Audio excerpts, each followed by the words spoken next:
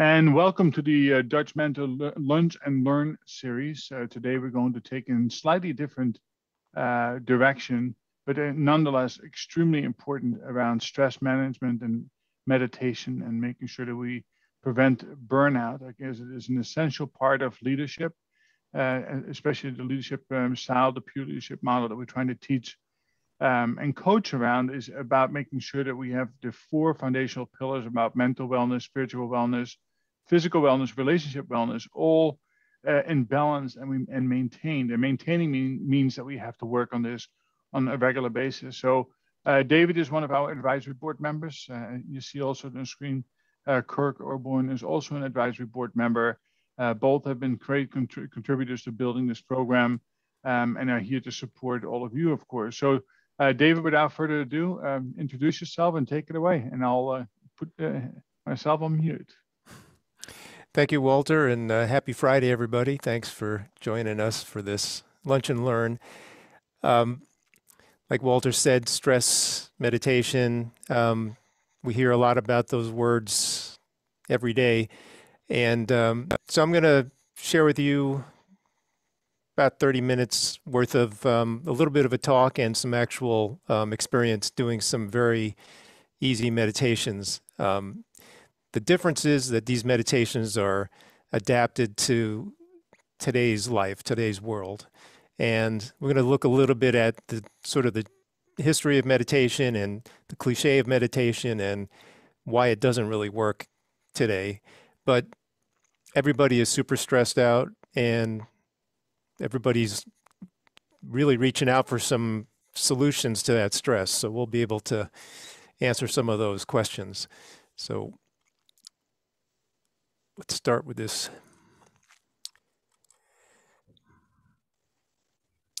So what we talk about in our approach to meditation is calming the mind in the middle of stress. And what do we mean by that? Well, meditation, the traditional sense of meditation, meant that you were going to take a certain amount of time, go into a certain environment, and clear your mind of thoughts, and then come out, and you're going to be totally calm for the rest of the day until you do it again for your second meditation session, and you're going to be blissful, calm, and happy. Well, suffice to say, it doesn't really hold up in the model of how we live our lives today, what our jobs are like. So I'll give you a little bit of background on me and how I got to do this. I'm a retired career fire lieutenant where part of my job was not only being a supervisor of a small engine company, but also being a smaller department, we were actually acting captains. So if our captain was out sick or on vacation, we stepped up and now we're running the shift and basically running the department. So to me, a typical day like that was doing calls, taking care of administrative stuff, overtime hiring, scheduling, making sure all the apparatus were working or getting fixed, equipment, supplies, incidental people that came into the firehouse, making sure the dispatchers were all set, and interfacing with the chiefs. So needless to say, a 24-hour shift was kind of like a freight train hitting you and running nonstop. So a bunch of stress. So I had a career, volunteer and career fire service EMS for about 21 years. And as an officer, I got to see the internal dynamics of the fire department, where I would go to staff meetings and talk with chiefs, talk with other officers, and see what it actually took to make changes and to get ideas passed forward from the rank and file to people that actually ran the department. And so I learned a lot about reality checks in terms of what's really possible and what can work and what can't work. Along the way, during my fire career, I was diagnosed with stage 4 cancer. I'll dive into that a little bit deeper because it's kind of pertinent to my story of how I got to become a meditation teacher. But needless to say, it was a huge blow to my self-image and I guess my external image of being the poster boy for good nutrition and health and exercise, all of a sudden I was the cancer patient. So that derailed my career for several months, but also led me to find some ways to get through it, get through the stress, get through all the chaos of being a cancer patient. I have become a certified meditation teacher with this new approach to meditating in the midst of daily stress, and co-founded an organization called Loving Meditations with my wife. We co-wrote a book called Live Calm with Cancer and Beyond, which journals our cancer story and also how we got through it, different as the caregiver, my wife, and as the patient, myself. And I co-host a podcast called Respond to Resilience, where we have, I would say they're experts, but most of them are, boots on the ground experts who talk about some of the problems that are universal to first responders and healthcare providers, and finding solutions to those problems. And I've been delivering adapted stress reduction to various groups, companies, first responders, 911 dispatchers, cancer patients and caregivers, and healthcare providers. So the cancer journey. 2013, I went for a routine haircut. This is Fast Freddy, and Freddy saved my life because he saw a lump on my neck that I didn't even know was there. And fast forward to several doctor's appointments, endoscopies, biopsies, scans, and I heard the words, "You have cancer." What I didn't hear that my wife heard was, "You have stage 4 cancer." So because it was stage 4 and into my lymph nodes, it was, you got to start treatment immediately. So treatment was radiation, chemotherapy, and ultimately surgery.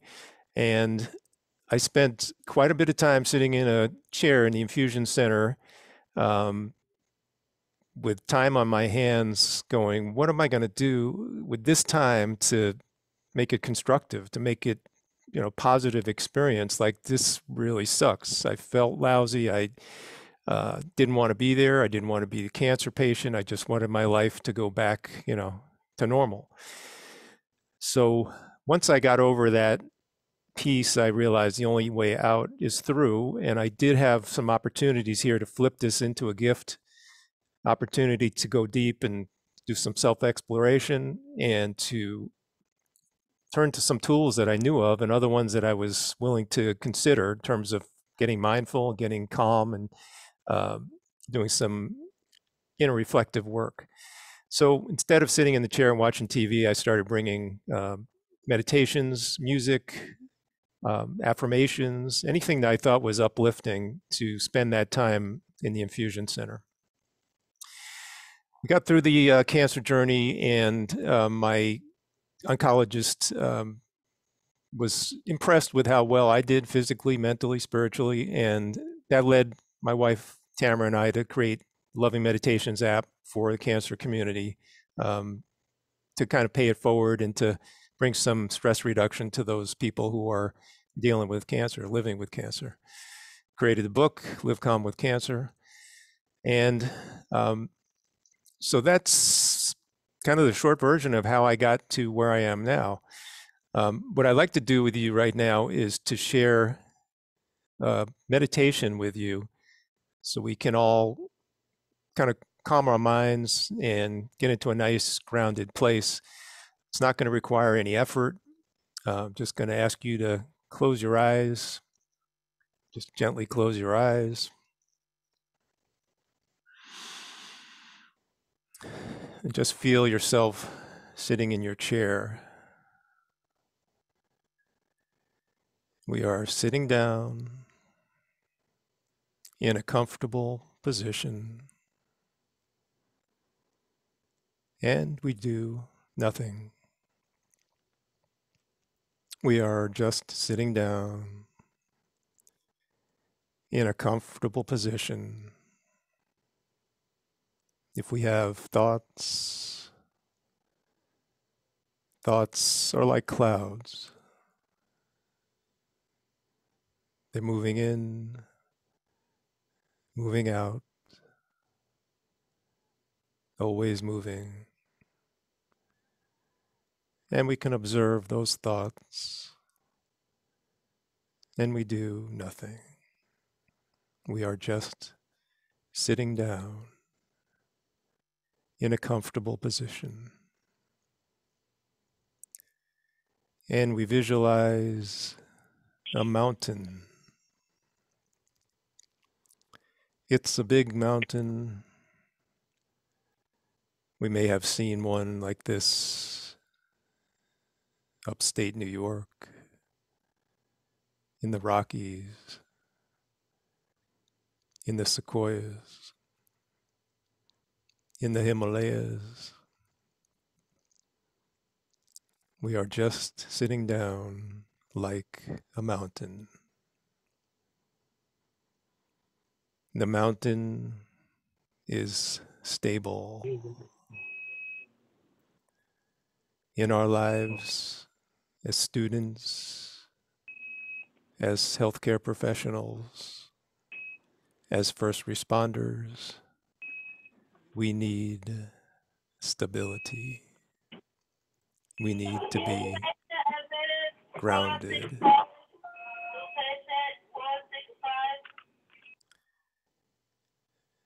We will inhale the stability of the mountain, keep the stability for 2 seconds, and exhale and diffuse the stability in our bodies. We inhale the stability, keep the stability, exhale, diffuse stability in our bodies. And immediately we feel quiet, calmer. Let's go deeper.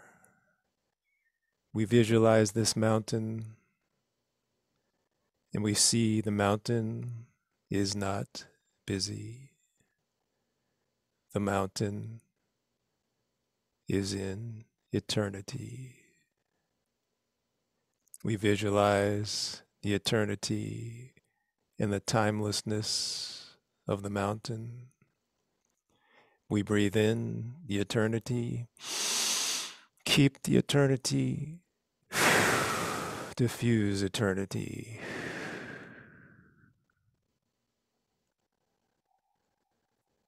The mountain is stable,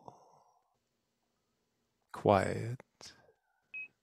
The mountain is not busy. And in our daily lives, we can meditate like a mountain. We can inhale stability and keep the stability of the mountain and diffuse that stability in 1 minute. And we will gently open our eyes.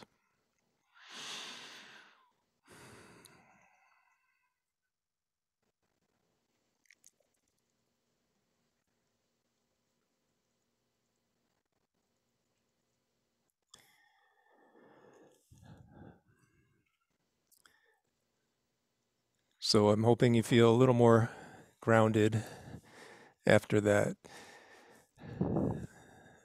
Let's talk a little bit about why it's so difficult to quiet the mind.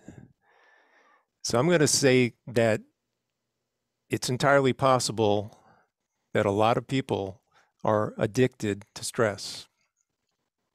We start to think about people we see in our lives at work, families, out there in the world. There is so much information and stimulus that we're getting it all the time. We're getting hammered by it. So we're also being hammered by the stress hormones, where those are designed for us to be in fight or flight mode when we have a threat. But the stress reaction that we get from being in this heightened level of stress by working hard all the time, having deadlines, having to-do lists that we can never get to the end of, will keep us in this perpetual state of stress and keep the hormone cocktail circulating. So 100 years ago, people were exhausted because they worked hard physical labor all day. Now we're exhausted because we're using our minds. We're involved in very mental activities all day, and we're having a mental exhaustion. And a lot of people that we talk to say, well, I just can't stop thinking. I'm laying awake there at night. My brain's running and I can't stop my thoughts. I can't meditate because I can't stop my thoughts. So we're overloaded, we're overstimulated, and we're trying to do more. We're pushing to get more done in a day, and we're dealing with COVID on top of all that. My wife is a psychotherapist, and one of her clients went to her doctor because she was having physical ailments and just was looking for any solution. And the doctor said, you need to meditate for 20 minutes twice a day. So this person went and tried to carve out 20 minutes twice a day. And she did it maybe for a day or two and then just could not sustain it and felt guilty and upset and like she had let down her doctor and just couldn't do the right thing to get her health back on track. But in fact, this is, a universal problem. We're asking people to make this effort and make this time commitment. So why is it difficult to de-stress? Well, we have this addiction to the stress stimulus and the stress hormones. We're immersed in social media. Some people are immersed in the news, which is typically very negative. I worked with some guys at the firehouse who could not turn off Fox News. I mean, it was on 24 hours a day. And if I turned it off, they'd turn it back on. I'm go like, Ted, they just showed the same bunch of stories 20 minutes ago, and he just couldn't tear himself away from it. So there's an addiction we have to that news, to that constant barrage of information. And some research is telling us that the stress is as addictive as drugs. We work in high pressure jobs that are adrenaline jobs: firefighters, police, nurses, doctors, staff, administration. This is another contributor to us, kind of needing that adrenaline rush all the time. And we're living with uncertainty in these uncertain times. So we can know that chronic stress can affect other systems, everything from headaches to anxiety to alcohol and drug abuse. These are kind of the symptoms of the chronic stress. And we're gifted with this amazing supercomputer called our brain, which blows away anything man has ever been able to make in terms of computing power. It can process over 1,000 pieces of information per second. So there's a lot going on up there, and that's part of the situation where we have trouble quieting our minds. It's estimated that, I'd say, between 50 and 70% of these thoughts that we're having constantly are negative, self-critical, pessimistic, and fearful. And so, in fact, they don't serve us. We've got this constant running, churning thoughts that are working against our better good. So what's the importance of quieting the mind if we're looking to do that? I have here a picture of Times Square because to me that's it's like the symbol of chaos and high stress. That right in the middle of New York City, Times Square is about as stressful and chaotic a place as you'll find. Yet I can tell you that I've meditated right in the middle of Times Square, and it is possible to calm your mind in the middle of that environment. As a matter of fact, teacher that I've studied with also coached executives at Google, and Google's known for having amazing facilities in-house for meditation and yoga and nutrition, and yet their employees were still super stressed out. So he would take them on the subway to Times Square and meditate with them in Times Square just to show them that we need to adapt what we're doing to modern life, to the middle of a stressful situation. So the importance of quieting the mind, well, then we can get addicted to the good hormones, or the feel-good hormones, which are typically dopamine, oxytocin, and serotonin. Those will generate those happy, positive feelings and moods, the feelings we get when we see a loved one or pet a dog or do something that's pleasurable. Better for our immune system. It's going to help our bodies move out of that acidotic state and reduce the inflammatory response. For our jobs, we'll be able to be more alert, think more clearly, make better decisions. And in some of our jobs, literally is life or death what we do, right? We're sometimes making decisions that are going to affect whether someone lives or dies. And to me, as a fire officer, it was of paramount importance to be as clear and alert as I could at 3 o'clock in the morning when I'm responding to a house fire or someone who's trapped in a vehicle or a cardiac arrest. And we can be more present for work and more present for our family members when our mind is quiet and clear.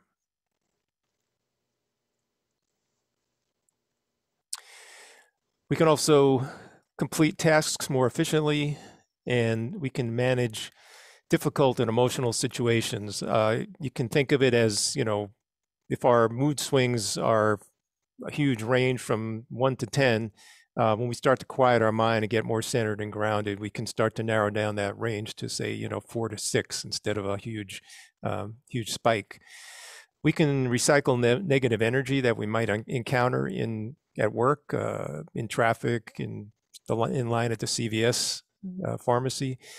We can also, it will help to improve our physical and emotional health, improve sleep, makes our relationships more stable.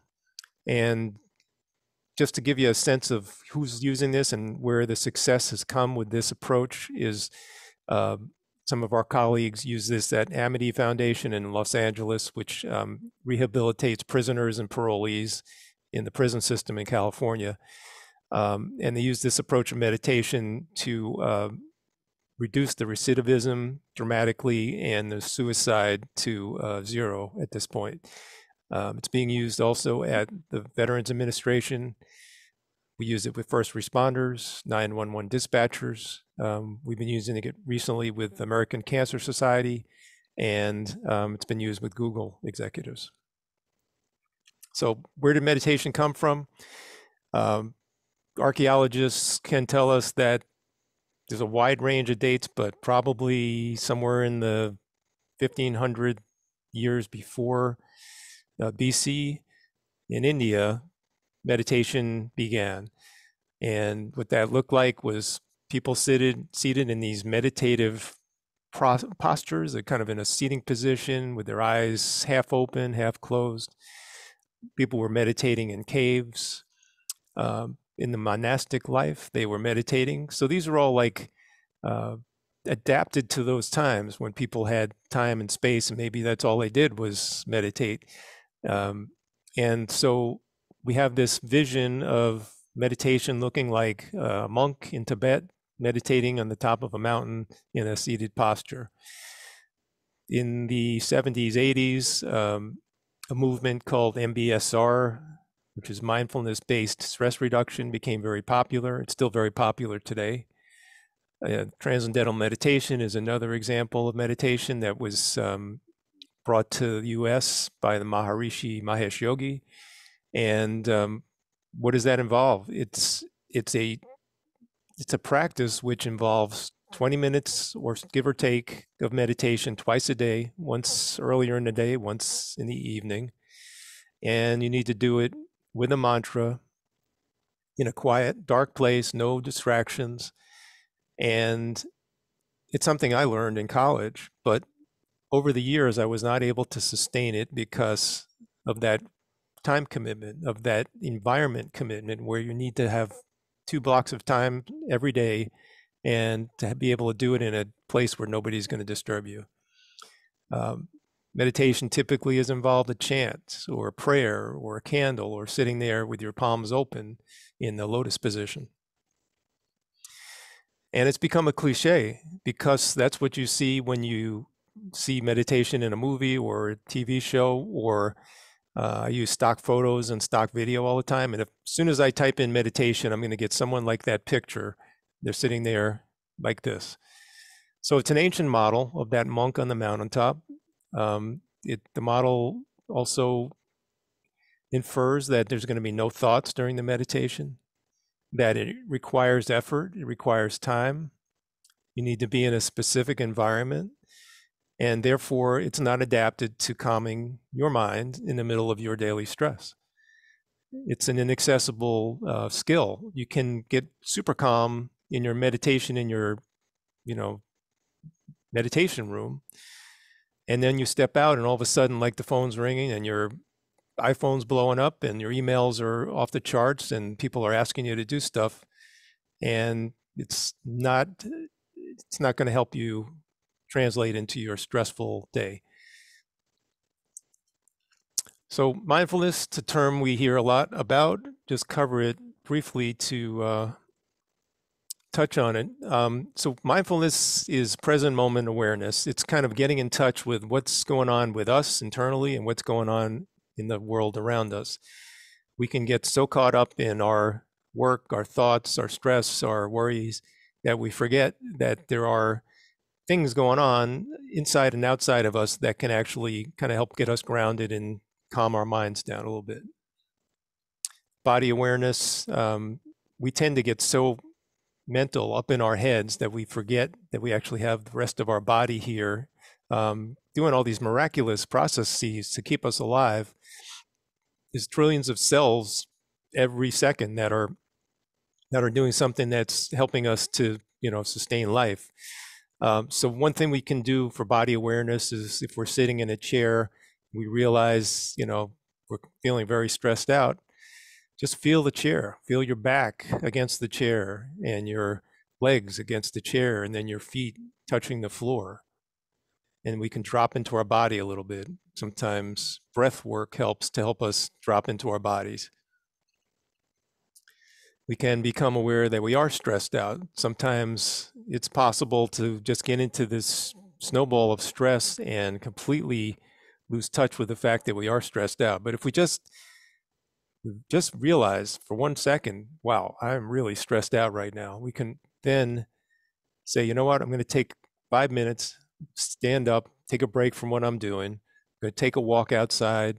I'm going to go look at some flowers growing on the street, or smell a cup of coffee.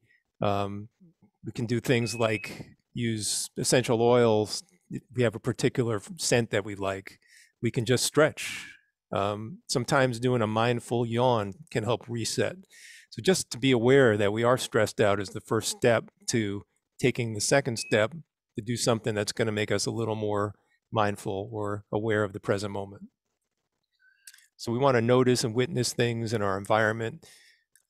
We just look around and say, you know what, there's a really interesting picture hanging over there in the office. And just take a second and be curious about it, like the color, the shape. What was the artist thinking or the photographer thinking when they created that picture? Can take 5 seconds, but it just gets us out of that, breaks that stressful cycle and our monkey minds going a million miles an hour. Vitamin N is nature. It is a powerful, powerful tool to get us present in the now. And it's also a powerful tool to make us appreciate life, and that, we can get our heads out of our stressful day and just focus on that. It could be done just looking at a picture or a video. I have a friend who was diagnosed with stage 4 pancreatic cancer, and he was looking at basically a death sentence. He chose to focus on nature and life and became a nature photographer, an amateur photographer, started a Facebook page where he posts pictures of birds, flowers, trees, sunsets, mountains, and totally shifted his focus onto nature and life rather than basically the debilitating cancer that he was dealing with. And it's helped him to maintain a positive perspective on life, and it's inspiring to watch him do that.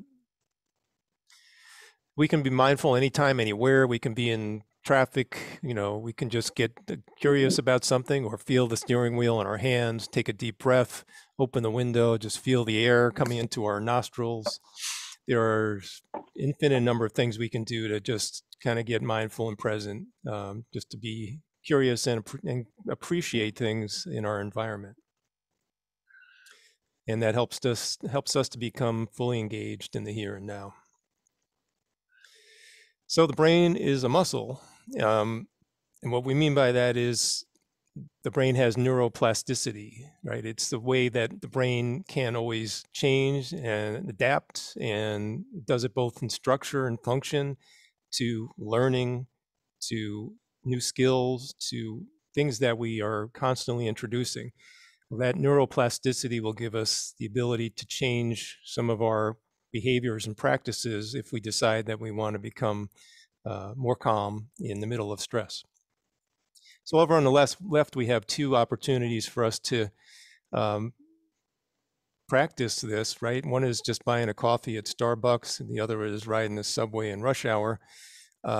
We can do some kind of de-stress activity literally in any moment in our day. So if we're buying a cup of coffee, we can be grateful for that coffee and think about, this coffee was created by water that came from an aquifer, came from the rain, came from the top of a mountain.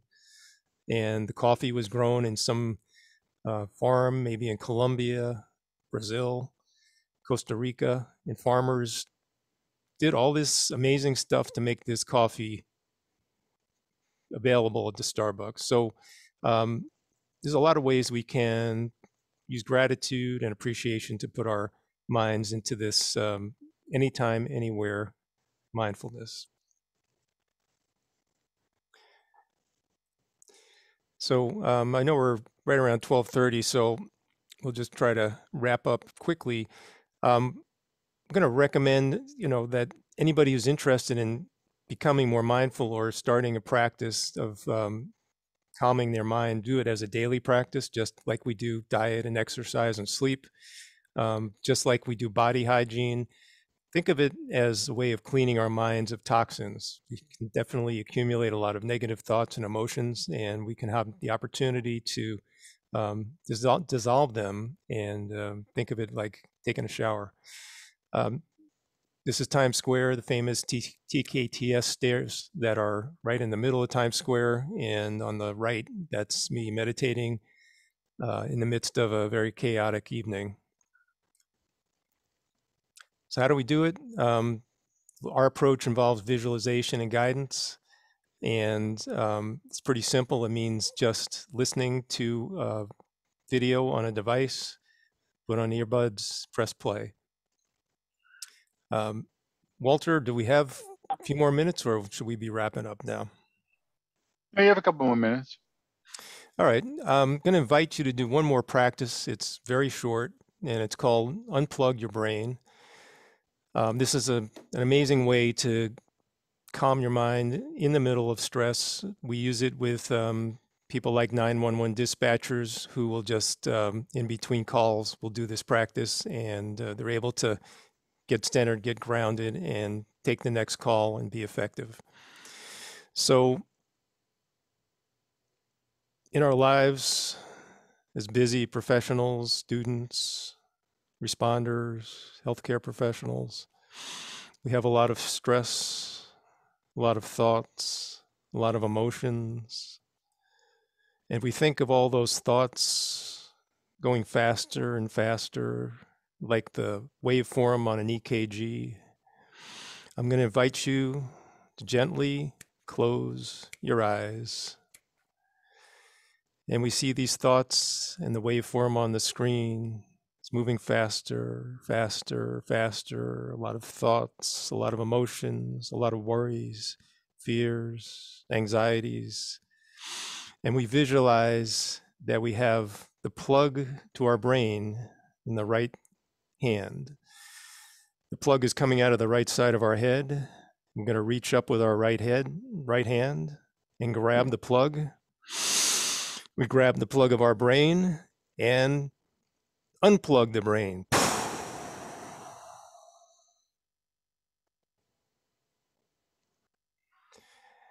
And immediately our brain wave is flat,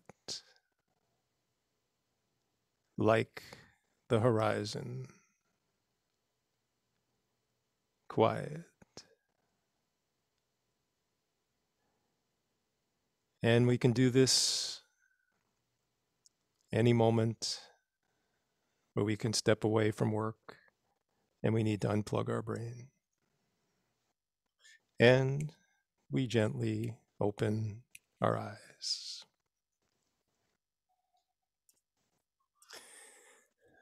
Well, thank you, Walter, and thank you all for listening to this presentation. I hope that it was helpful in some way. I tried to cover quite a bit of material in a short amount of time. Just in way of contacting us, our website is called Loving Meditations. We do free meditations for first responders at the URL there, lovingmeditations.com. Sign up, respond to resilience. And you can contact me, david.dashinger at lovingmeditations.com. And our YouTube, Respond to Resilience, is the channel for our podcast, Respond to Resilience. So if anybody has any questions, I'd be more than happy to answer them. Well, David, thank you very much for joining us today. It is really phenomenal. I'm a big believer in meditation and living in the now, and try to practice it every day. So team, one of the little nuggets I have given to you to help you set the day and on the right note is by scheduling that 5 minute in the morning to write a couple of notes. Right, that's a free dopamine. It is focused attention. Right, it's the power of focus, channeling positive behavior, and it sets you up the right way. And it really starts at home by making your bed with tight corners. Right, setting yourself up in the right mindset to execute. The key thing is to recognize when you are getting to that when your cup is too full, that you need to take that step back. And I like that little unplug moment, and because you can truly do that in the moment. So again, David, thank you for sharing this. We're going to do a few more of these throughout the program itself, because it is that important to continue to have dialogue around mental, physical, spiritual, and relationship wellness, because if they are not in balance, you cannot be an effective leader. So with that said, I'm going to stop the recording. If I can find the button over here, stop, and then